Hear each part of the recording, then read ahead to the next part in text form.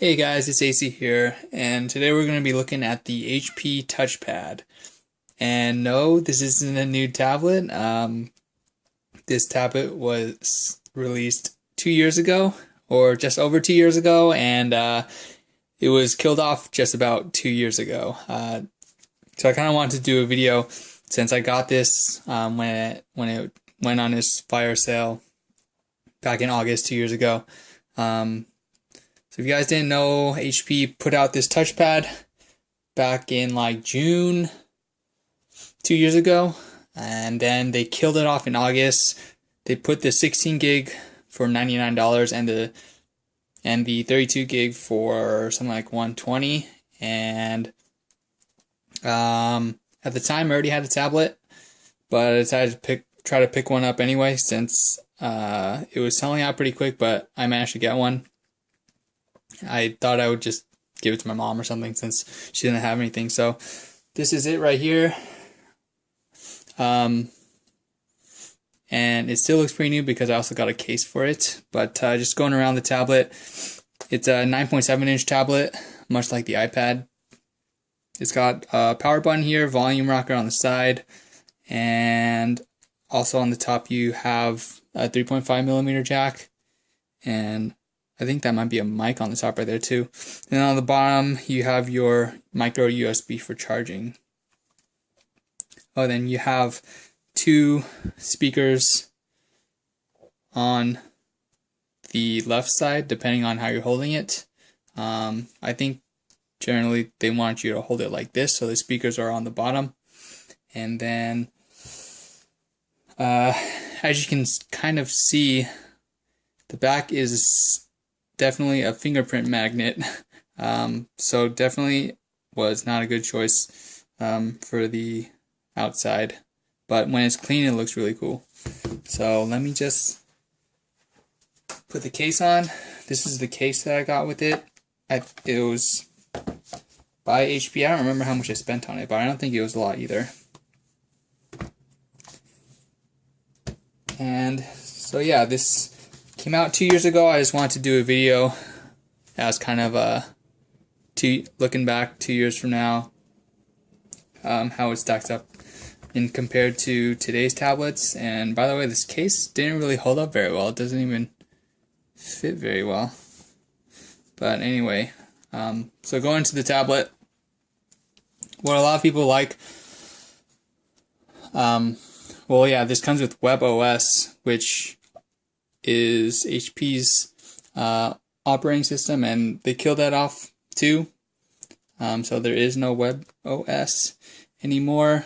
But what a lot of people like about WebOS is the notification systems and the kind of multitasking that they had. So this is the main screen, and anytime you open an app, you get this little card on the main screen.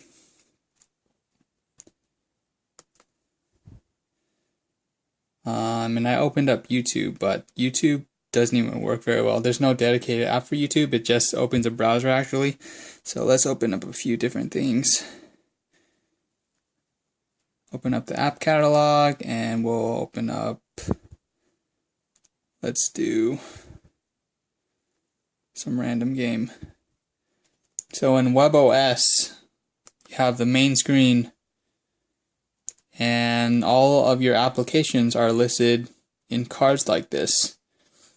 And if you want to go switch between apps, just click on it.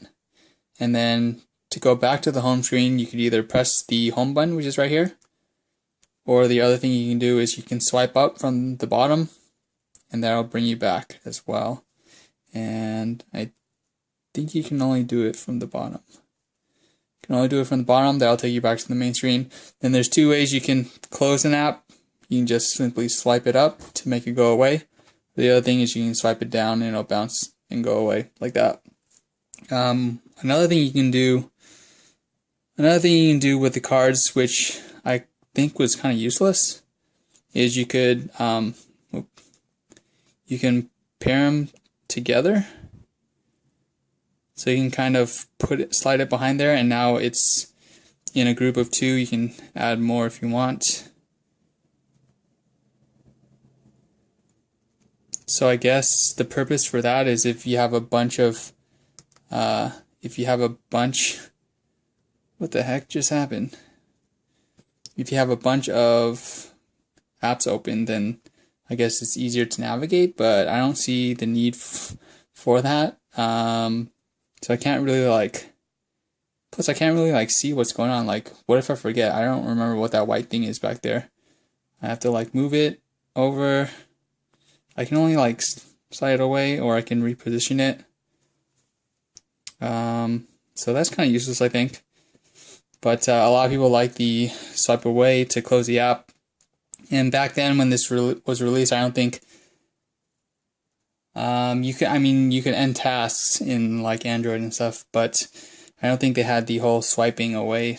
But you see that now in iOS and Android, where you can swipe away your applications on your phone or your tablet. The other notification, they have your notifications here, and if you want to make them go away, just swipe away. Let's see if we can do it this way. To the right, swipe them to the right to make them go away. And you kind of see that now in all the major OSs now. So let's run through some apps. So in the app catalog, obviously WebOS wasn't going on for too long.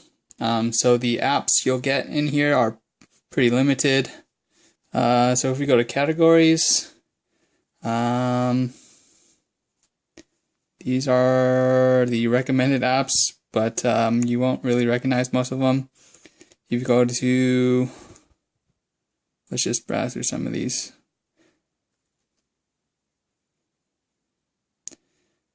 Oh, so this is interesting. Under business, you'll see Box, which is recognizable. It says Box for touchpad, 50 gigs free. But if you go down to productivity, you also get, where is it? You also get Box for touchpad, but it's 5 gigs free. So I don't know what happened with that.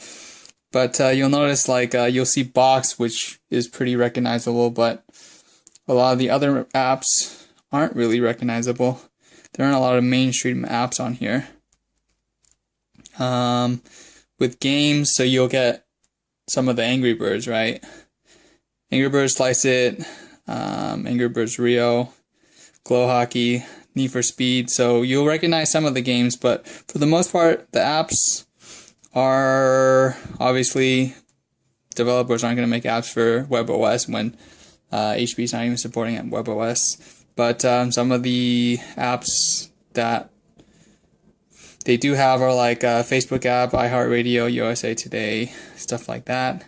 Again, the YouTube app was kind of useless. If I go to the YouTube app, it'll just open up a browser for YouTube. But it does support Flash, so it does work, but it doesn't work very well. And in terms of performance, if I'm trying to watch a video, and I try to do a full screen or something, I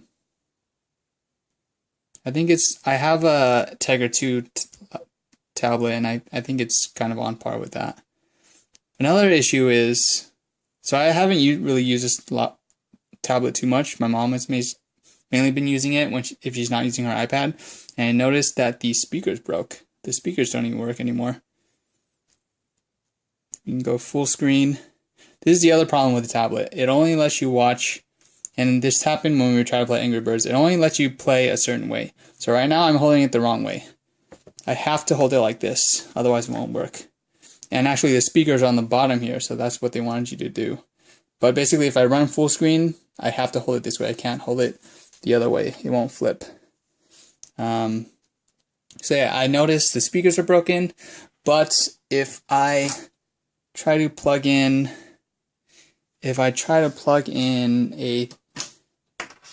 a headphone, they're not completely broken.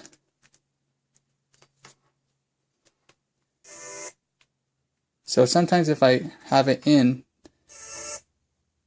and then I take it out, if I have it in the very right spot, the speakers will actually play.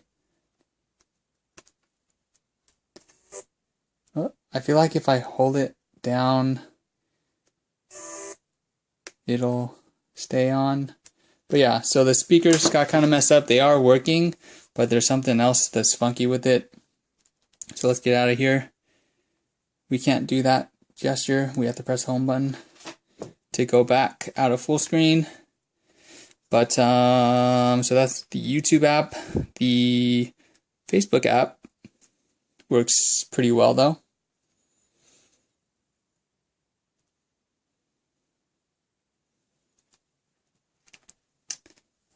So it's going to look different from iOS or Android, but it still does the job.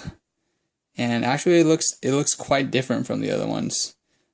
So that's kind of interesting. Oh, this is kind of cool too. You have this list view and then you have this other type of grid view where it looks like this. What the heck is that? Popsicle. So this is kind of like a different kind of view, kind of like a tiles view. I think this view is kind of cool. I haven't seen this view on any other places. The only complaint I have about the Facebook app is I can't. Yeah, I have a personal page and I have a page for my YouTube, but I can't access the Facebook page from this. I can only access my personal page. So that's Facebook, and then that's about it. When you open your app drawer here, you have apps and you have downloads. So anything you download from the App Store will go into the downloads. But you can move it in between. So if I want to move Facebook, I can still move it into the apps area. Yeah. And I guess there's specific apps where you can only keep them here. You can move some of them over to other places, and some of them can only stay here. So that's about it. That's a quick look back at the HP TouchPad with WebOS. I think Android and iOS kind of took some things that worked well with WebOS. Sadly, it didn't. HP gave up really fast on WebOS. A lot has changed with HP. They got a new CEO since then, and they're like, we're getting out of the tablet game, and then they put out the Slate 7 that no one bought, the horrible like red 7-inch tablet.